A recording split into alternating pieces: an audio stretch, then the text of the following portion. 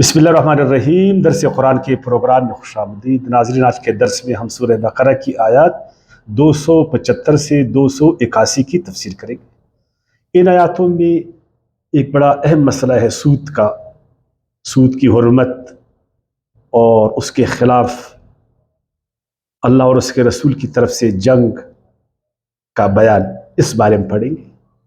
بہت اہمیت کا حامل مسئلہ ہے۔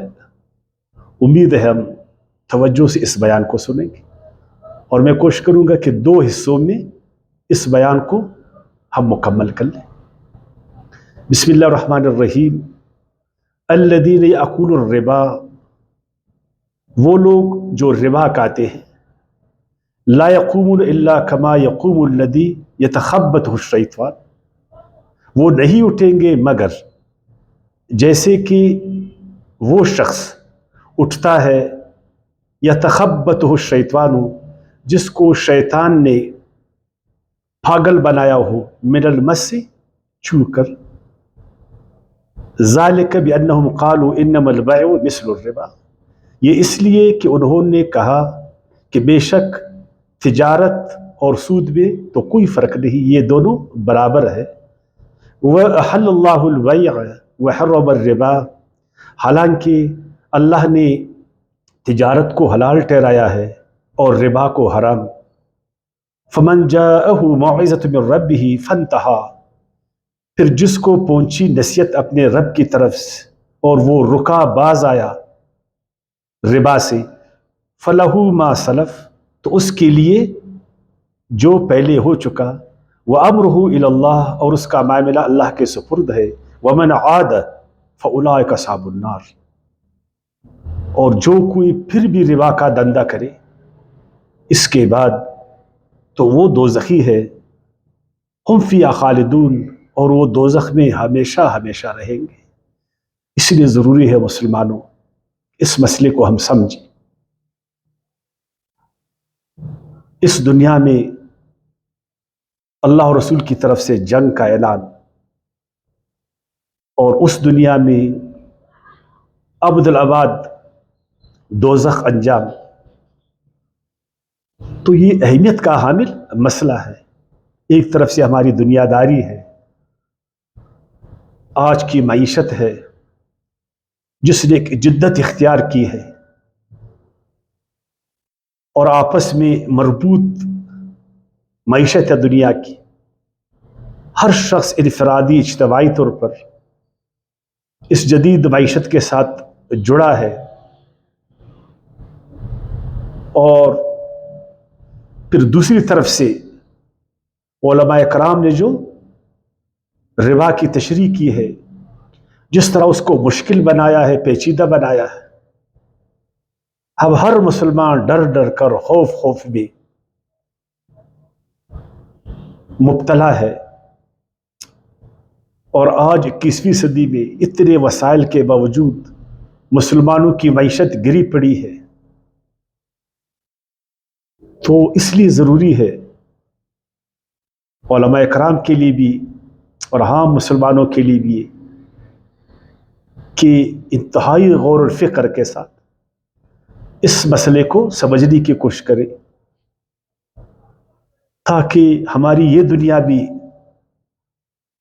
خوبصورت اچھا بنے اور ہماری آخرت بھی خوبصورت بنے۔ اور یہی دعا ہم ہمیشہ اللہ تعالیٰ سے کرتے ہیں، اللہم ربنا آتنا فی الدنیا حسنہ وفی الآخرۃ حسنہ وقنا عذاب النار، یا خدایا ہماری اس دنیا کو بھی بہترین بنا دے ہمارے لیے، کہ اس میں ہم خوش رہیں، خوشحال رہیں، اچھی زندگی ہم گزاریں، اور ہماری اس دنیا کو بھی ہمارے لیے بہتر بنا دے خدایا، اور ہمیں دوزخ کی آگ سے بچا دے۔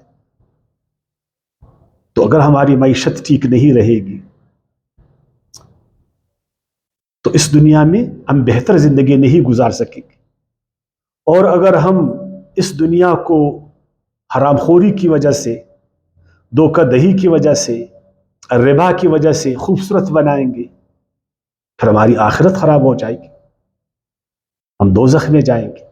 تو لہٰذا اپنی دنیا و آخرت کو سدھارنے کے لیے ضروری ہے کہ اس مسئلے کو ہم سمجھیں۔ تو پہلے میں ایک تمہید ربا کے بارے میں آپ کے سامنے رکھوں. نمبر 1، یہ ربا کیا ہے؟ ہر مسلمان کو چاہیے کہ علماء کرام سے پوچھے. الربا، اس پر الف لام ہے، یہ معرفہ ہے.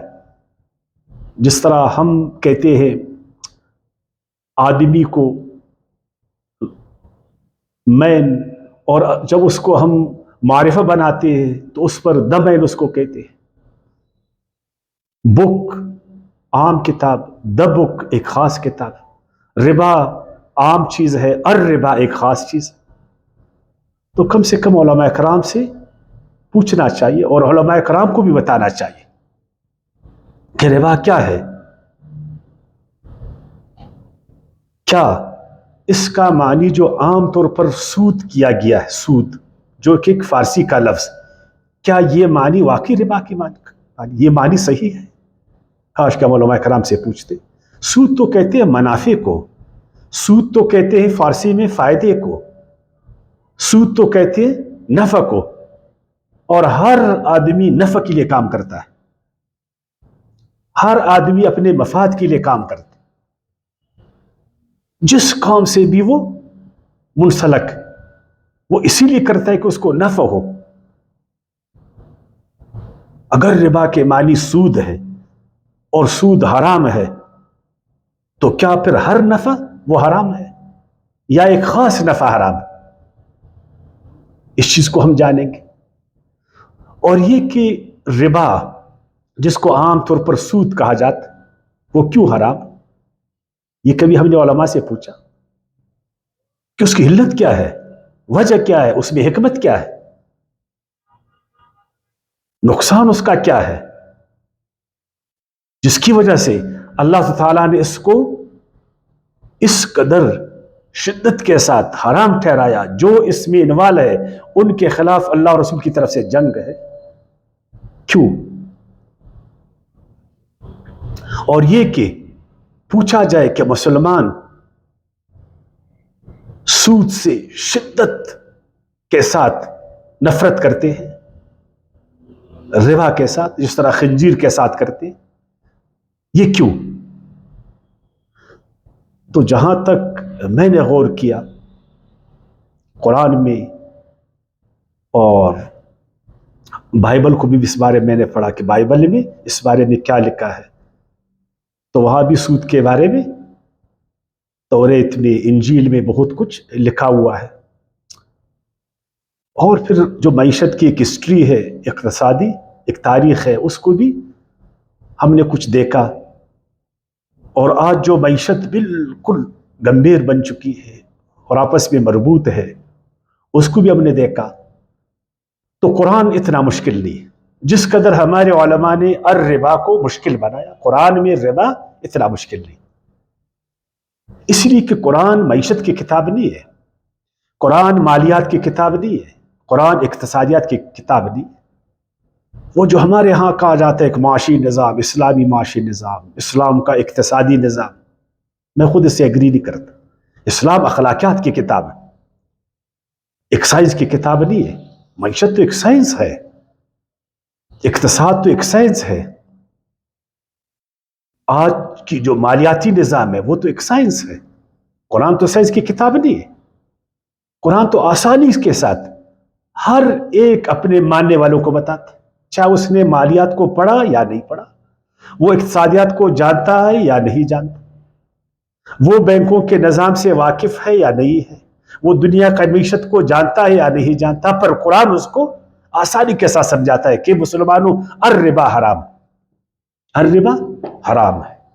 یہ الربا کیا ہے؟ بہت آسان اس کا ترجمہ، جس کو خواہ مخواہ ہم نے مشکل بنایا. ایک دفعہ تو ہم نے اس کا ترجمہ کیا سود، اور سود فارسی میں کہتے ہیں نفع کو.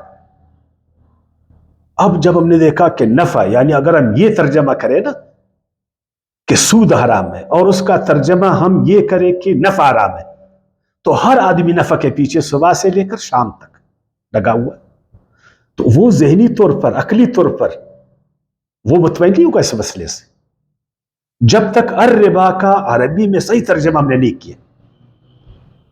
اور یہ میں نے کہا نا معذرت کے ساتھ، عیسائیوں کے ساتھ جب ہماری دشمنی حد سے زیادہ بڑھ گئی، حالانکہ مومن مسلمان وہ دشمنی نہیں کرتا، وہ خیر خواہی کرتا ہے، جب حد سے بڑھ گئی تو پھر عیسائیوں کی ہر چیز سے ہمیں نفرت، انہوں نے سائنس کو آگے کیا تو ہم نے اس سے نفرت کی، ان کی ٹیکنالوجی آئی ہم نے اس سے نفرت کیا، اور اپنے آپ کو ان کے علوم سے ہم نے محروم کیا، اور سائنس ٹیکنالوجی میں ہم بہت پیچھے گئے۔ اسی طرح یہودی دشمنی نے ہمیں مالیاتی نظام میں، اقتصادی نظام میں، معاشی نظام میں بہت پیچھے کیا، اس لیے کہ مالیاتی نظام، معاشی نظام، اقتصادی نظام وہ یہودیوں کے ہاتھ میں تھا، ان پر زیادہ کام یہودیوں نے کیا تھا، ان میں جانکاری یہودی زیادہ رکھتے تھے۔ اب انہوں نے معیشت کو جو نیاپن دیا، جس تکنیک سے ان کو معیشت کو انہوں نے آگے بڑھایا، کرنسی کی شکل میں، بینکوں کی شکل میں، اور شکلوں میں، جو ابھی بہت ساری شکلیں وہ اختیار کر، اب ہم حیران ہو گئے۔ اس دشمنی نے ہمیں اعتدال کے راستے سے ہٹایا، اور ان کی ہر جدت ہمارے لیے حرام ٹھہری، اور ہم اعتدال کے راستے کو کھو بیٹھے کہ خود جو اللہ کی کتاب ہے وہ کیا کہتا ہے اس بات، ہمارے پیارے پیغمبر نے ہمیں کیا سمجھا اس بارے میں، اور صحابہ کرام اس چیز کو کیسا جانتے تھے۔ جواب بڑا آسان ہے، لیکن ہم نے ان کو مشکل بنایا۔ اس لیے ربا کے عام معنی کسی سے بھی پوچھو، وہ بولے گا سود، وہ بولے گا نفع، وہ بولے گا زیادتی، وہ بولے گا اضافہ۔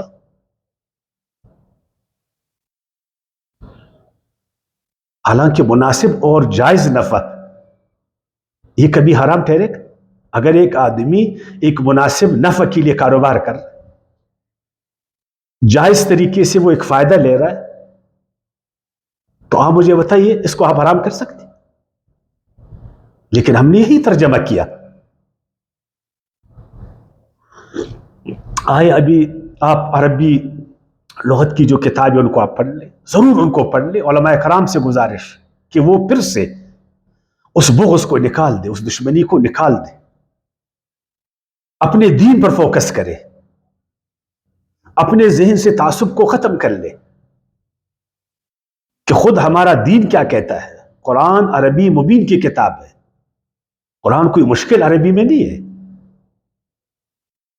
آسان ہے قرآن۔ یہ الفاظ ربا والا اس مادے کے ساتھ کئی جگہ قرآن میں آیا ہوا ہے، کاش کہ ہم اس میں جانکاری کرتے۔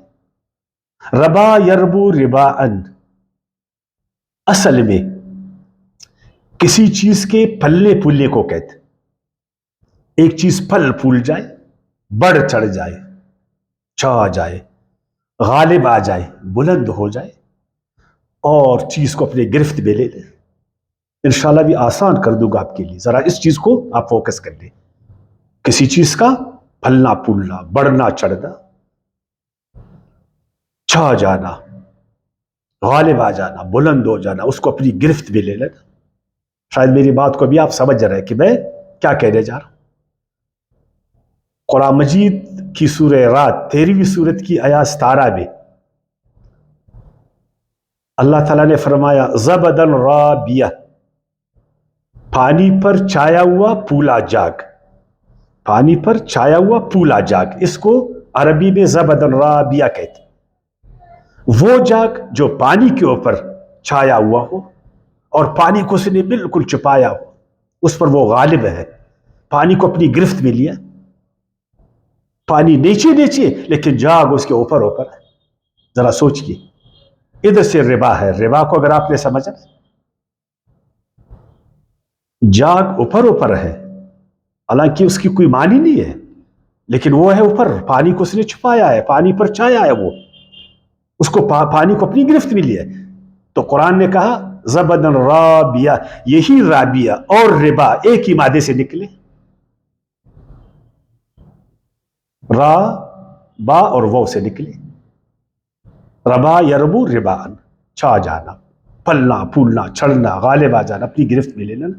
اور اسی طرح قرآن مجید کی سورت 69 آیات 10 میں، سورۃ الحاقہ، اس کی آیات 10 میں ارشاد باری تعالیٰ اخذۃ رابیہ، اخذۃ رابیہ، سخت گرفت جو انسانوں پر چاہ جائے۔ اللہ نے فرمایا میری جو گرفت وہ سخت تھی، جس نے جو لوگوں کو پر چاہ گیا، لوگوں کو اپنی گرفت میں لے لے۔ ایسا عذاب جو لوگوں کو اپنی گرفت میں لے لے، لوگوں پر چاہ جائے، لوگوں کو ختم کر دے، الٹ پھیر دے ان کو۔ اخذۃ رابیہ ایک ایسا عمل ہے ربا جو مجبور لوگوں کو، جو محتاج لوگوں کو، جو غریب لوگوں کو اپنی گرفت میں لے لیتا۔ امیر اس عمل کے ذریعے سے، عمرا اس عمل کے ذریعے سے، سرمایہ دار اس عمل کے ذریعے سے، سرمایہ دار اس عمل کے ذریعے سے ان محتاجوں کو، کمزوروں کو، ان پر چاہ جاتے، اپنی دولت کے بلبوتے پر ان کو اپنی گرفت میں لے لیتے، ان کو اپنا معاشی غلام بنا دیتے۔ سمجھے میری بات کو؟ ابھی اس طرح میں لے جاؤں گا۔ اس لیے حرام ہے کہ ایک طبقہ اٹھتا ہے اپنی دولت کے بلبوتے پر، سرمایہ کے بلبوتے پر، کہ خدا نے اس کو حکم دیا تھا کہ ان گرے ہوئے لوگوں کو اٹھاؤ انفاق کے ذریعے سے، ان محتاجوں کو اٹھاؤ صدقات کے حوالے سے، ان کمزوروں کو اٹھاؤ خیر خیرات کے حوالے سے۔ یہ احسان کے مستحق ہے، اپنی دولت سے ان پر احسان کرو۔ وہ جو معاشی رکاوٹیں ان کے سامنے، ان رکاوٹوں سے ان کو نکال دو، تاکہ اپنے پیروں پر یہ غریب لوگ، یہ کمزور لوگ، یہ محتاج لوگ، یہ ضرورت مند لوگ اٹھے۔ لیکن تو اس پر ایک عذاب بن کر چائے ہو، اس کو اپنی گرفت میں لیا، اس کے سارے سرمایہ کو تم چوس رہے ہو۔ وہ دن رات محنت کر رہا ہے، دن رات پسینہ بہا رہا ہے، لیکن اس کے خون پسینوں کو تم نچوڑ رہے اپنی دولت کے بلبوتے پر۔ یہ ربا ہے۔ ربا وہ نہیں ہے جو ہمارے علماء کرام نے اس کو معنی دیا۔ اصل میں معاشی استحصال کو کہتے ہیں جس میں جبر کا پہلو ہو۔ کیوں؟ اس لیے کہ پروردگار عالم نے اس سے پہلے انفاق کا ذکر کیا، اس سے پہلے صدقات کا ذکر کیا، کہ میرے بندے جو یتیم ہے، جو مسکین ہے، جو محتاج ہے، جو ضرورت مند ہے، اے عمرا کے طبقہ، اے امیروں، اے پیسے والوں، اے سرمایہ داروں، ان پر احسان کرو، اپنے ہاتھوں کو ان کے لیے کھول دو، اپنی دولت ان کے لیے کھول دو، سخاوت کرو، ان کو اٹھاؤ، تاکہ تم اور وہ سب معاشی جو فکر ہے، جو معاشی خوف ہے، اس سے وہ نکلے۔ پر ایک تم ہو، بجائے انفاق کے، بجائے صدقات کے، بجائے زکوٰۃ دینے کے، بجائے ٹیکس دینے کے، بجائے خیر خیرات کرنے کے، تم اپنی دولت کے بلبوتے پر اس کو اپنا قرضدار بناتے ہو، اس قرضے کے بلبوتے پر پھر اس کی محنت کو نچوڑتے ہو، اس کو اپنا معاشی غلام بناتے ہو۔ یہ مت کرو۔ تو معلوم ہوا کہ جو ربا ہے، جس کا علماء ترجمہ کرتے سود، میں سود نہیں بولوں گا، میں بار بار ربا بولوں گا، اس لیے کہ ربا کا مطلب ہے جس طرح میں نے کہا بڑھ چڑھ جانا، چھا جانا، اپنی گرفت میں لے لانا، دوسرے پر غالب آ جانا، محض اپنی دولت کے زور پر۔ تو یہ ربا یہ مقابل میں تجارت کے نہیں ہے کہ تجارت حلال ہے اور ربا حرام۔ ربا اس لیے حرام ہے، اس لیے وہ گناہ کا کام ہے کہ انفاق کے خلاف ہے۔ جو اعلیٰ اخلاق، اعلیٰ سماجی اور معاشرتی اخلاق، انفاق، اپنی محنت کی کمائی اللہ کی خاطر اللہ کے بندوں کو دینا، ان کی غربت کو مٹانا، ان کو غربت سے نکالنا، یہ جو ربا ہے اس بہترین اخلاقی عمل کے خلاف اور یہ صدقات کے بھی خلاف، گفٹ کرنا، لوگوں کو گفٹ کرنا، اپنی محنت کی چیز کو گفٹ کرنا، لے لو یہ چیز ایک جوان کو دے دو، جاؤ اس پر کام کرو، میری طرف سے یہ ایک رکشہ تم کو گفٹ، ایک نوجوان کو، تم بے روزگار ہو، تیرے بوڑھے والدین ہیں، تو لکھے پڑے ہو، اس وقت تم بے روزگار ہو، تیرے ساتھ پیسہ نہیں ہے، میری طرف سے یہ رکشہ، یہ گفٹ ہے تمہاری، یہ چھوٹی سی زمین تیرے لیے گفٹ ہے، یہ چھوٹا سا کوکا تیرے لیے گفٹ، یہ 5 لاکھ میری طرف سے تیرے لیے گفٹ ہے، جاؤ کام کرو۔ اور اگر گفٹ نہیں کر سکتے ہو تو قرض حسن دے دو، ربا اس کے خلاف ہے۔ یہ 5 لاکھ لے لو نوجوان، جاؤ محنت کرو، جب خدا نے تم کو دیا میرے 5 لاکھ کو واپس کر دو، 1 پائی زیادہ میں نہیں مانگوں گا، ورنہ وہ ربا ہے پھر۔ اس لیے کہ میں احسان کرنے والا ہوں، یہ احسان کے منافی عمل میں نہیں کروں گا، میرا وہی پیسہ پھر مجھے دے دو، تو ربا اس کے خلاف۔ اسی لیے میں نے ربا کی ایک مختصر تعریف کی ہے، آپ بھی سنیں۔ ربا ایک مجبور محتاج کی محتاجی، مجبوری سے فائدہ اٹھا کر، ایک مجبور محتاج شخص کی محتاجی اور مجبوری سے فائدہ اٹھا کر محض اپنے سرمایہ کی بدولت اس کی احتیاج اور مجبوری پر اس کا معاشی اور سماجی استحصال کرنا، یہ ربا ہے۔ سمجھے میری بات کو؟ اس پر غلبہ پانا، اسے اپنا معاشی غلام بنانا اور اس کی ترقی کو روک دینا، اور اپنے پیسوں کی بل بوتے پر اس کی محنت کو ہڑپ کرنا، اس کی محنت کو ہڑپ کرنا، اس کو آگے نہیں چھوڑنا۔ اور عرب جاہلیت میں ربا 2 قسم کا ہوا کرتا ہے، بعض لوگ 1 قسم کہتے، بعض لوگ 2 قسم کہتے۔ ایک ہوتا تھا ربا الفضل، ربا الفضل یا ایک ہی قسم کی تھوڑی چیز کے بدلے زیادہ چیز لے لینا، اس کو غلہ دیا، یہ غلہ لے لو، اور اس کے بدلے میں مجھے اتنا غلہ زیادہ دے دو، اس کو کہتے تھے ربا الفضل۔ آپ صلی اللہ علیہ وسلم نے منع فرمایا۔ ایک تھا ربا النسیہ، ربا النسیہ قرض دینے والا کا، جو قرض دینے والا ہے، قرض دینے والا کا اپنے قرضدار سے مہلت کی عوض پر نفع لینا۔ یہ قرض لے لو، اللہ نے تو کہا تھا قرض حسن دے دو محتاج کو، کیا فرمایا تھا؟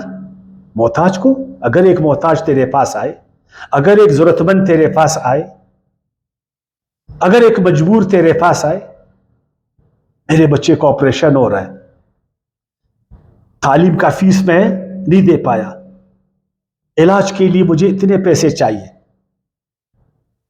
اور میرے گھر میں کھانے کے لیے کچھ نہیں ہے، مجھے کچھ رقم ادھار پر دے دو، تو اللہ نے فرمایا اس کو صدقہ کر دو، اگر تم صاحب حیثیت اس پر انفاق کرو، ورنہ اس کو قرض حسن دے دو۔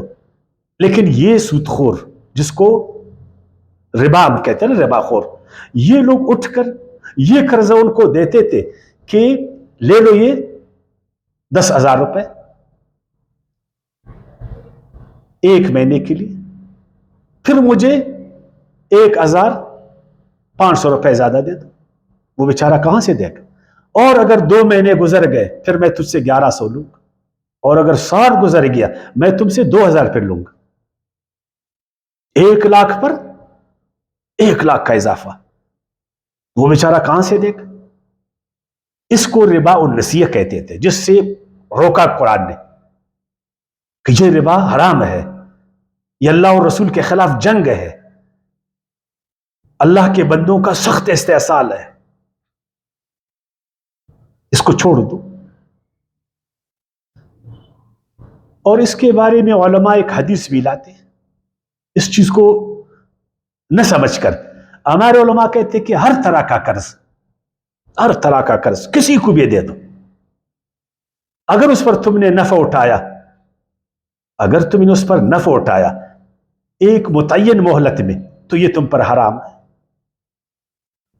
اور ایک ضعیف حدیث وہ پیش کرتے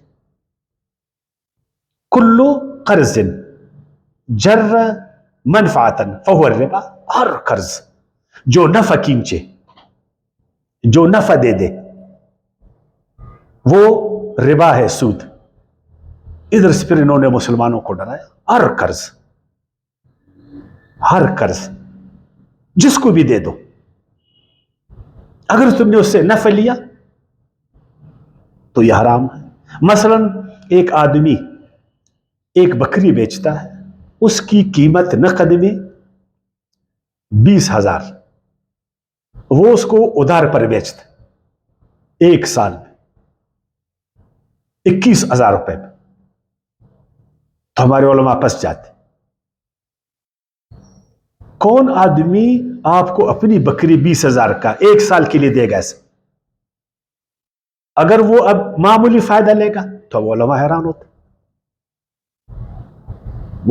پھر وہ کہتے ہیں یار اس کی جنس بدل ہے اس لیے حلال. پہلے انہوں نے حدیث ضعیف پیش کیا, الربا کو ربا بنا دیا, بات کو نہیں سمجھے, پھر جا کر مسئلہ گمبھیر ہو گیا.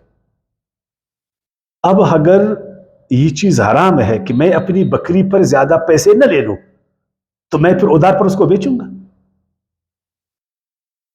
اور جس کو ادھار چاہیے اس کو ادھار میں مارکیٹ میں بکری نہیں ملے, اس کے پاس پیسے نہیں, وہ بھی کیا کرے گا؟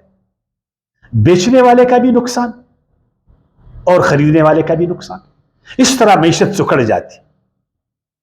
اور یہ آج عالم اسلام کی پوری معیشت کو ہم دیکھ رہے سکڑی ہوئی, کہ عالم اسلام عالم دنیا میں ان کی معیشت ان کے وسائل کے باوجود سکڑی ہے, اور لوگ مسلمان معاشرے میں سرمایہ کاری نہیں کر رہے, مسلم معاشرے سے ہٹ کر وہ سرمایہ کاری کر رہے. وہ مسلم معاشرے میں معیشت میں آزادی نہیں دیکھ رہے, وہ علماء اکرام کے فتووں کے نیچے ہیں, وہ ڈرے سہمے ہیں, اس لیے ترقی نہیں ہو رہی. اتنے وسائل کے باوجود, اتنی افرادی قوت کے باوجود, اتنا اچھا ماحول کے باوجود, کون تم کو بکری دے گا؟ تم بکری لے رہے ہو. ایک آدمی آ کر تجارت کے لیے کسی سے گاڑی لے لے, وہ نقد میں 10 لاکھ کا ہے, اگر وہ بولے گا کہ میں اس کو 11 لاکھ میں بیچوں گا اور آپ بولے یہ حرام ہے, تو پھر اس کو بیچے گا. پھر دوسرے کو گاڑی ملے گا, وہ اپنی جگہ پر بیٹھے گا, یار گاڑی کوئی ادھار پر مجھے نہیں دے رہا ہے, بس وہ بیٹھے گا, اس کی حرکت رک جائے گی, اور وہ بولے گا یہ حرام ہے میں گاڑی کو نہیں بیچوں, اس کو فائدہ نہیں ہوگا. اس طرح معیشت کی تباہی آئے گی. تو اس میں اگر آپ قرآن میں غور کریں اور جدید معیشت کو آپ سمجھنے کی کوشش کریں, اگرچہ میرا معیشت کے ساتھ لینا دینا نہیں ہے, لیکن قرآن کو جہاں تک میں نے سمجھا, جس طرح میں نے ربا کو آپ کے سامنے واضح کر دی. ربا 2 قسم کا ہوتا ہے, ایک صرفی ربا ہے, صرفی قرضہ ہے. صرفی قرضہ میں احتیاجی قرضے کو کہتے, کہ ایک محتاج آدمی ایک امیر آدمی کے پاس آتا, اپنا احتیاج اس کے سامنے رکھتا, میرے بچے بھوک سے مر رہے ہیں, جس طرح پہلے میں نے کہا میرے بچے کا فیس ادا نہیں ہو رہا, میرے گھر میں بچوں کے کپڑے نہیں ہے, گھر میں کھانے کے لیے کچھ نہیں ہے, تو مجھے کچھ قرضہ دے دے, تو مجھے کچھ قرضہ دے دے. اس کو کہتے احتیاجی قرضہ, اس کو کہتے صرفی قرضہ, جو اپنی ضروریات زندگی کے لیے لے رہا ہے, اور اگر اس امیر نے اس پر 1 پائی بھی زیادہ لیا نا, یہ سود ہے, یہ ربا ہے. اس سے قرآن نے ہم کو روکا ہے. اس نفع سے ہم کو جو ہے نا اللہ کے نبی نے روکا ہے, کہ وہ بیچارہ حقدار تھا زکوٰۃ کا, وہ بیچارہ حقدار تھا انفاق کا, تمہارے صدقات خیر کا. اگر تم نے ایسا نہیں کیا, کم سے کم اس کو قرض حسنہ دیتے تھے, لیکن قرض حسنہ کی وجہ اس مجبور آدمی کو تم نے اس बात पर कर्जा दिया, इस शर्त पर कर्ज दिया कि मुझे फिर ज्यादा दे दो। वो ज्यादा कहां से देगा तुमको, एक मोहताज आदमी। इसको कहते सरफी कर्जा। जहां तक हमने समझा है ये कर्जा जो है ना, ये रिबा में आता। और एक है तिजारती कर्जा। कौन सा कर्जा? तिजारती कर्जा, पैदावारी कर्जा। एक आदमी के पास पैसा है पर वो तिजारत नहीं कर सकता, वो मेहनत नहीं कर सकता। दूसरे के पास महारत है, उसके पास महारत है, वो तिजारत कर सकता, उसके पास पैसा नहीं है। तो वो आकर पैसे वाले को बोलते कि तू मुझे पैसा दे दे, तेरा पैसा मेरी मेहनत, जो हम कमाएंगे इतना तुम ले लो, इतना मुझे दे दो। तो अब इसमें उलमाए कराम हैरान हो जाते कि अब हम क्या करें। फिर वो कहते शराकत करो। और शराकत की हाल दुनिया जानता है कि शराकत का हाल क्या, कितने शरीक अच्छे हैं। वो जो हज़रत दाऊद अलैहिस्सलाम ने नहीं कहा कि अक्सर शरीक ठीक नहीं होते। शरीक पर कहा जाएगा पैसा, फिर सरमायादार को बोलेगा भाई माल तो उधर खराब होगी, तो ये शराकत में ये नहीं चल पाएंगे। फिर ये कहेंगे मुजारबत, पैसा तेरा मेहनत मेरी, अगर हमने नफा किया तू मेरा शरीक, तुझको मैं इतना पैसा दूंगा, और अगर मैंने नुकसान किया तो सारा बर्डन तुम पर है। सरमायादार को बोलते सारा बर्डन बोझ तुम पर है, मैं नहीं उठाऊंगा। तो फिर वो अमीर इसके साथ करेगा। फिर वही बात है, वो जाकर साल के बाद आएगा कि भाई तेरा पैसा तो गया, तेरा सरमाया तो डूब गया, मैंने तो नुकसान किया। इस तरह लोग कारोबार करेंगे। जिस कारोबार में एतमाद नहीं हो, हमारे उलमा कहते नहीं जिसमें रिस्क हो। तुम लोग खुद रिस्क लेते हो? कोई ताजर रिस्क के लिए तिजारत करता है? हर आदमी नफा के लिए करता है। लोग रिस्क से बचते हैं, तावान से बचते हैं। और हमने मुजारबत वालों को भी अपने मुल्क में देखे, जो बड़े बड़े लोग थे, दीनदार किस्म के लोग थे, सारा सरमाया दीनदारों का उन्होंने उठाया मुजारबत के नाम से, मुशारकत के नाम से, और नामों से। अरबी अरबी नाम उन्होंने दिए हमारे लोगों को, और हलाल का उन पर बोर्ड लगाया। सारा सरमाया खा गए शरीयत के नाम पर, दीन के नाम पर। तो अगर ऐसी हालत है तो सरमायादार तो अपना पैसा नहीं देगा तिजारत की। अब वो जो मेहनत वाला है, जिसके पास पैसा नहीं है लेकिन तिजारत कर सकता है, उस तिजारत की मुहारत है, हुनर है, अब उसके पास सरमाया नहीं है। सरमायादार उसको इसलिए सरमाया नहीं देता है कि अगर मैं उसके साथ शराकत करूंगा, मुजारबत करूंगा, तो मेरा पैसा जाएगा। इसलिए वो शर्त शरायत रखेगा तो वो फिर हराम ठहरेगा, इसलिए अपना हाथ को खींच लेता। वो बेचारा इधर फंस जाते, वो उधर फंस जाते। इसलिए मुसलमानों की मईशत डूब गई। अब इस बीच में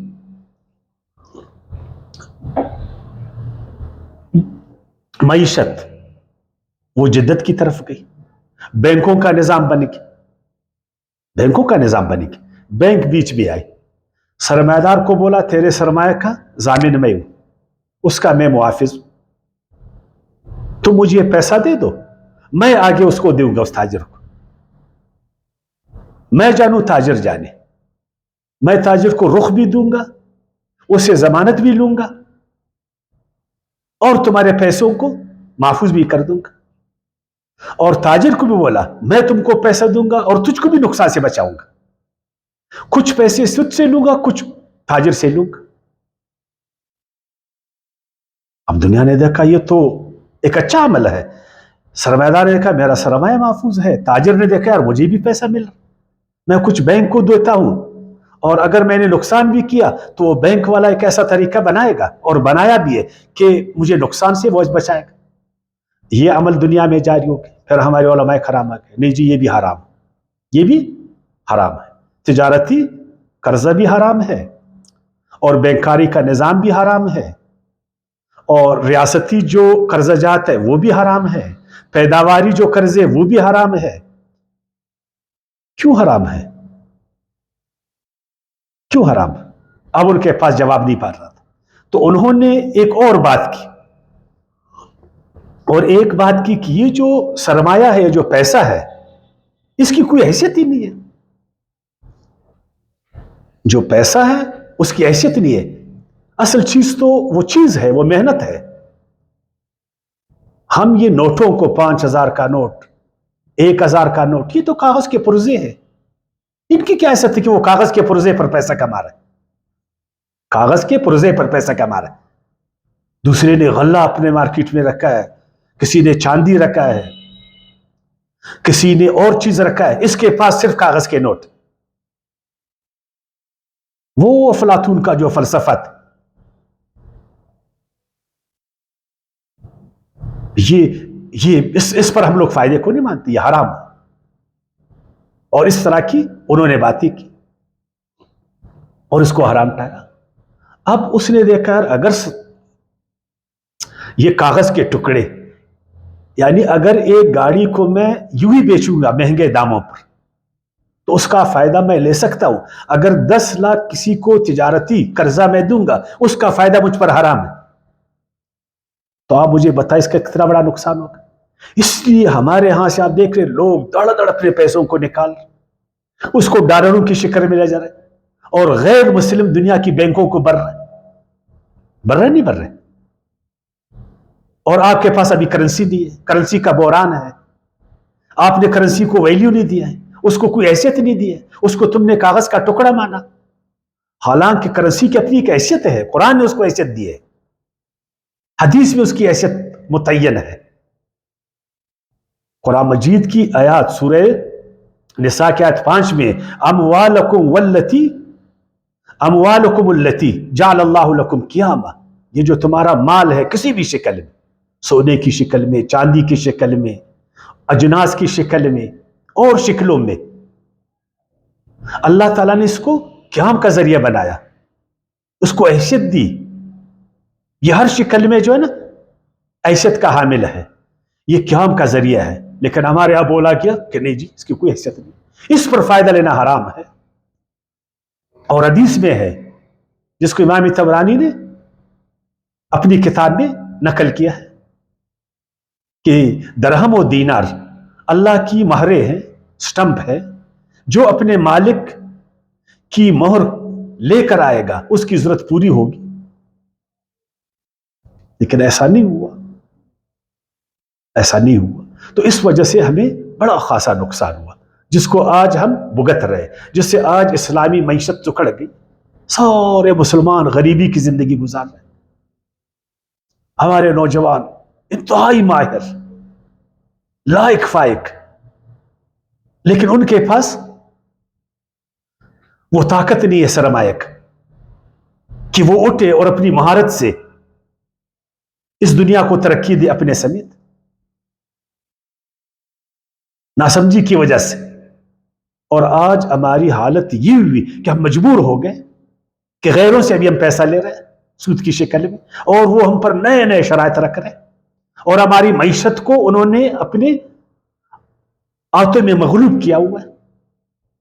اور آج ہماری معیشت ان کے ہاتھوں مغلوب ہے.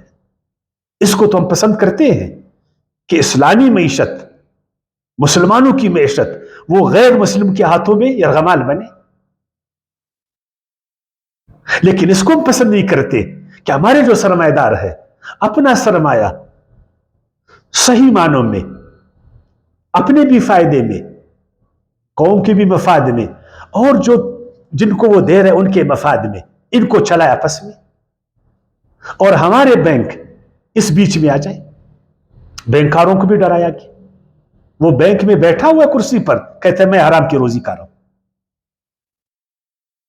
آج جدید دنیا میں ہر بینکار جانتا ہے کہ بینکوں کا جو نظام ہے اس میں تحفظ ہے، اس میں فائدہ یقینی ہے، اس میں نقصان زیرو بھی نہیں ہے، الا یہ کہ کوئی آفت آ جائے.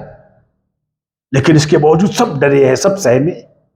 ہمارے علماء کرام نے بجائے اس کا کہ ہمیں حوصلہ دیتے تھے، ہمیں قرآن کا صحیح درس دیتے تھے، ہماری معیشت کو قرآن کے مطابق ڈالتے تھے، انہوں نے یہود دشمنی میں ہر جدید سے جدید معاشی طریقے کو حرام ٹھہرایا، ہم پر راستے ترقی کے بند کر دیے.